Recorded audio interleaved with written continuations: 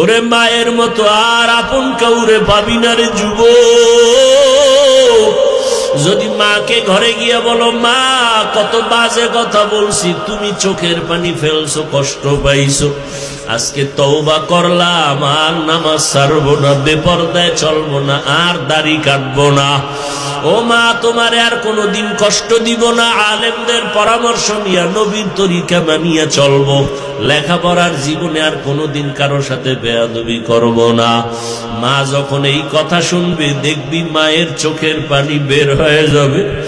মা তোর মাথায় হাত দিয়ে বলবে, যা বাবা যা, আমি মা তোর জন্য কখনো বরদোয়া করি না, অন্তর ভরে দোয়া করে দিলাম আমার মাওলা তোরে যেন কবুল করিয়া নেয়।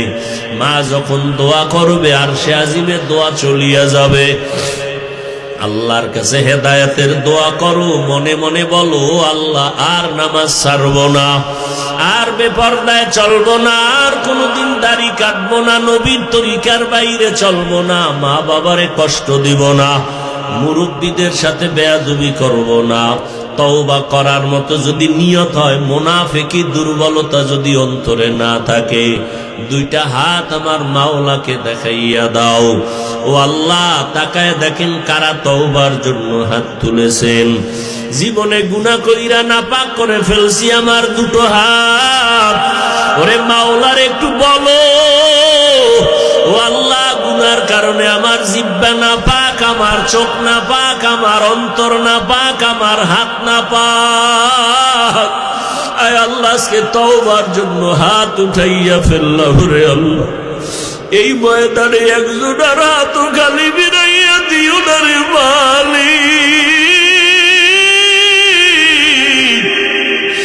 আমার কলিজার প্রত্যেকটা যুবকের কবুল করিয়া নেন রে আল্লাহ। আয় আল্লাহ, তওবা কবুল করে নেন। তওবার উপরে মরণ পর্যন্ত মজবুত হইয়া, গুনার মুক্ত হইয়া নেক আমলে চলার তৌফিক দান করেন, আমিন।